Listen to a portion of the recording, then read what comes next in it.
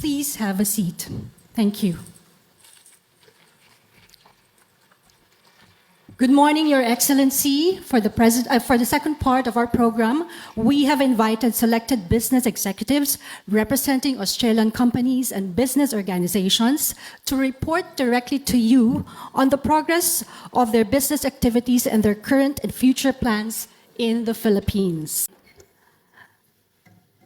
Once again, thank you all.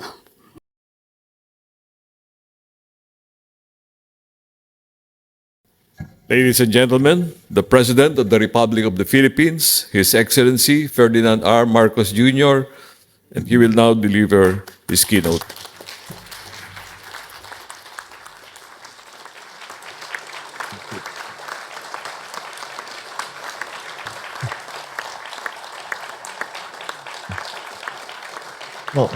Thank you very much for that very warm welcome. Thank you, Secretary Pascual, for your introduction. I begin today by acknowledging the Wurundjeri people of the Kulin Nation, traditional owners and custodians of the land on which we are having our meeting today. I pay my respects to their elders, past and present, and extend the respect to all Aboriginal and Torres Strait Islanders peoples today. With us here today are the House Speaker, Speaker of the House of Representatives of the Philippines, Speaker Martin Romualdez, Secretary of Finance, Ralph Recto, of course, the Secretary of the Department of Trade and Industry, Secretary Fred Pascual, and Secretary Lutilla, who has been demoted to the lower level of the... I don't know why that happened, but Secretary Popo Lutilla is also here. And the Special Assistant for Investments in the Philippines, Frederick Go. Ladies and gentlemen, good morning. Also joining us is our Ambassador, Helen de la Vega, and we have also with us the Ambassador of Australia to the Philippines, Ambassador H.K. Hume. And of course, all our distinguished guests, our very valuable partners in the private sector, and those of you who have now put in your minds and have put in your consciousness the possibilities and potentials of the Philippines. Australia holds a special place as the Philippines' newest strategic partner in the Indo-Pacific region. Through this visit, we are sending a clear message that the Philippines is enhancing our regional economic integration agenda on several aspects. I have always had myself a personal fondness for this city, so it is a great opportunity to come back and visit, to be here at this forum with all of you. I am honored to stand before such a distinguished audience today. Your presence in this gathering speaks volumes about the importance of fostering robust business partnerships and collaborations between our nations. It not only underscores the significance of this forum, but also emphasizes the vitality of our economic and commercial ties. As such, I thank the business organizations who have been tirelessly working in fostering meaningful connections and facilitating practical and tangible business opportunities, providing insights, information exchange, and strategic engagements. Let me also extend my appreciation to the companies that are already partnering with us and making it happen in the Philippines for your plans and significant investments that directly contribute to our economic development. Some of you have shared your plans and commitment to the Philippines, and I'm grateful for your continued trust, confidence, and interest in our country. This assembly serves as a celebration of the robustness and resilience of the Philippine economy. We take pride in being an ideal destination for complementation in both manufacturing and services. Recent global challenges, especially those that were initially highlighted by the pandemic, have underscored the dangers of sole sourcing and concentrating that supply on a single country or a single source. The urgent need to diversify production locations and explore alternative materials to de-risk and minimize disruptions in supply chains has become self-evident. Moreover, the transition to a low-carbon or net zero scenario has further propelled the de-risking trend.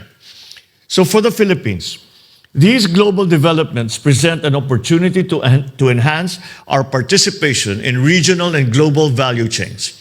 As part of our development strategy, we are keen to explore new avenues of cooperation and foster mutually beneficial partnerships that are commercially meaningful, but also have a social effect.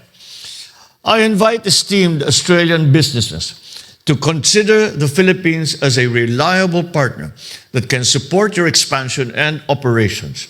Let us embark on a journey of strengthened economic ties, mutual growth, and shared successes.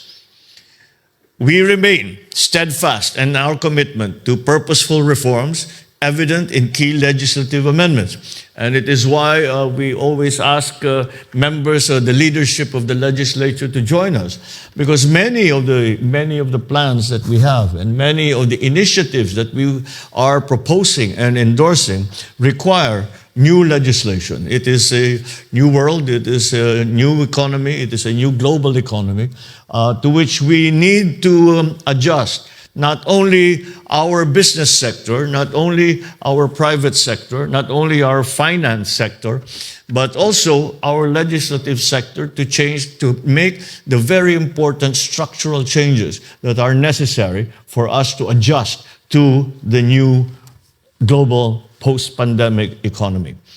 For example, the amendments to the Public Service Act, the Foreign Investments Act, the Real Trade Liberalization Act, and Renewable Energy Act, they all mark a new era for strategic investments, coupled with streamlined businesses, infrastructure development, and the Comprehensive Tax Reform Program, or the CREATE Act. These reforms position the Philippines as one of the fastest growing economies in Asia. In fact, we are in the process of improving the reforms under the CREATE Act, and we have used as a guide the inputs that we have received from potential and present investors in the Philippines in terms of the ease of doing business, in terms of modifying the tax structure, in terms of making it a more attractive investment destination. Our overhaul of fiscal incentive structures and responsive policies, including those facilitating public-private partnerships, or PPPs, play a pivotal role in promoting private sector participation. Furthermore, there is the establishment of the Maharlika Investment Fund, our sovereign wealth fund. And that underscores our dedication to financing priority projects and driving socio-economic impact. The key principle that we have adopted, the very fundamental principle that we have adopted, was to consider the private sector as partners in the development of and the transformation and development of our economy. It is very early on, we quickly recognize that government can do very much, but we must also realize that government cannot do it alone. And the private sector does many things that government does not do. And there are certain things that government does that private sector actually would be better at doing than leaving it with the government. And so these partnerships have become very important, are central to any transformation, any success that we may enjoy in the near future. This is the view of our strategic financial planners, our economic group, and altogether we have all come to that conclusion, and it is something that we continue to promote and to continue to encourage. So we prioritize the ease of doing business, exemplified by efforts to simplify tax payments, streamline regulations, and showcase our unwavering support for businesses. which I signed Executive Order number 18, which establishes green lanes for strategic investments, simplifying procedures and reducing bureaucratic hurdles. Simply speaking, these green lanes are, as we are slowly transforming the way we do business, both in the bureaucracy, both in government, and of course in the general economy. As we are awaiting the legislation to come through, as these have to be very examined in very close detail, we have established these green lanes. And the general idea is that for any investor who comes to the Philippines, that they will no longer have to wing it, as it were, and try to go through the documentation process and learn as they go along. They will be taken in hand by a specific person and a specific group in each department, the relevant department, and that group will attend to all the needs of a prospective investor, so as to be able to put up a company, to start a bank account, to get the permitting down, to get the clearances, etc. And this we do so as to make more rapid the entry of foreign direct investment, but also to make businesses more profitable, because the costs that are implied by inefficiencies are lessened at the very least. So I am pleased to announce the enactment of 3 priority bills. The Public-Private Partnership Code of the Philippines, which paves the way for transformative partnerships and fosters infrastructure development. Number 2, the Internet Transactions Act, which provides the framework for a robust digital economy, aligning the country's policy with the demands of the 21st century. And finally, the Tatak Pinoy Act, or the Proudly Filipino Act, which I recently signed into law just last 26 February, which will support industry development and enable greater participation of the Philippines in global value chains. So we continue to accelerate and deepen policy reforms to improve the environment where businesses such as yours will continue to thrive. On renewable energy, a very important part of our strategic planning, we accord great importance to addressing climate change and achieving energy transition, as we in the Philippines are highly vulnerable to the climate crisis.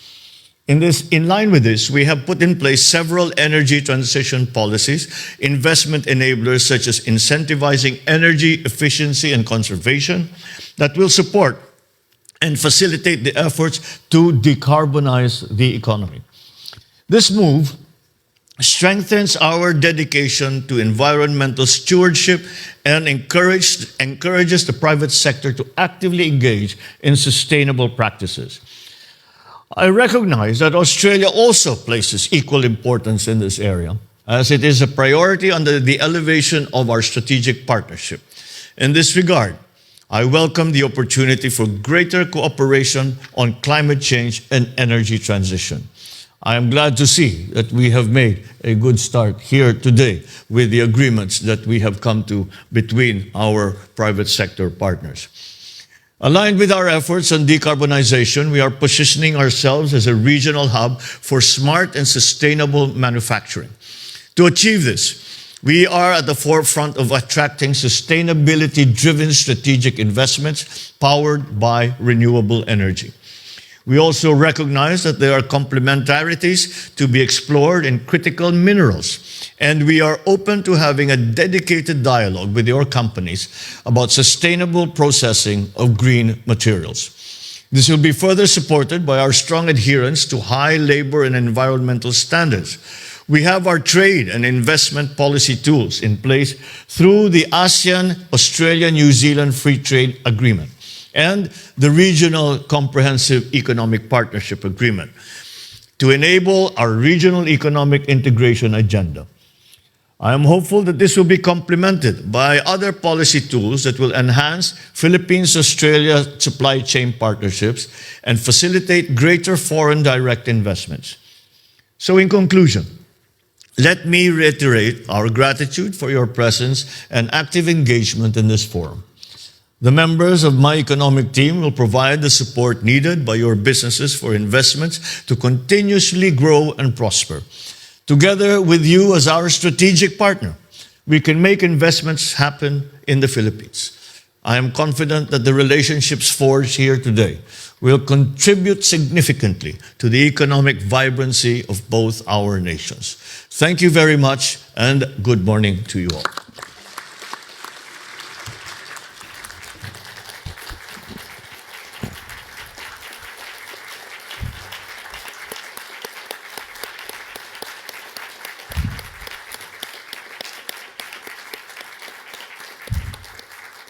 Thank you, Mr. President.